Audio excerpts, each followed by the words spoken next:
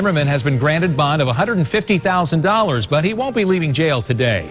The parents of Trayvon Martin were sitting inside a Sanford courtroom when it happened, just a few feet away from Zimmerman, the man who confessed to shooting and killing their teenage son. Just about 1 hour ago, Zimmerman took the stand and he apologized. Listen. But you're saying you expressed that concern for the loss of Mr. Martin, or that you had shot Mr. Martin, that you actually felt sorry for him? I felt sorry that they lost their child, yes. Our Ryan Raish was in that courtroom. He joins us now live from Sanford. And Ryan, what did the judge decide on bond for George Zimmerman? Well, I just got out of the courtroom within the last half hour, and this thing really played out like a mini trial, even though it was just a bond hearing. As you probably heard, the defense requested a $15,000 bond.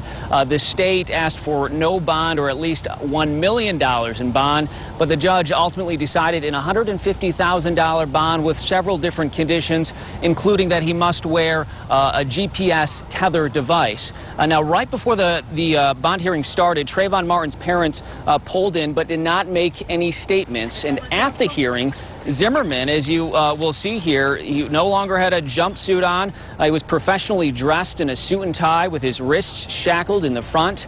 And for the very first time, we heard from Zimmerman's wife, his mother, and his father, all by telephone, trying to convince the judge that he is not violent. They are willing to even take out a second mortgage to help him post bail. That was a big piece of this because they don't really have the financial means otherwise to help. The reason they testified by phone is due to the safety concerns from both sides in this case. But the biggest bombshell of all came near the end when the defense called George Zimmerman himself to the witness stand. I wanted to say I am sorry for the loss of your son. I did not know how old he was. I thought he was a little bit younger than I am, and I did not know if he was armed or not.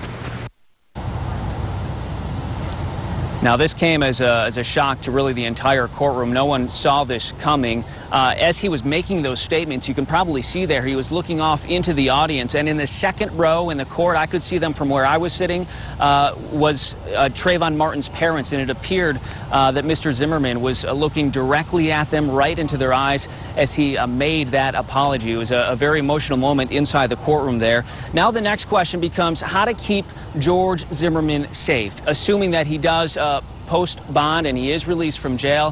How do you do that to secure his safety, considering that he is one of the most controversial defendants in the country right now? The court agreed that both sides need to work this out and meet with the sheriff's department to make sure that he is indeed safe, and that could be a couple days before that happens. For now, live in Sanford, Ryan Raish, ABC Action News.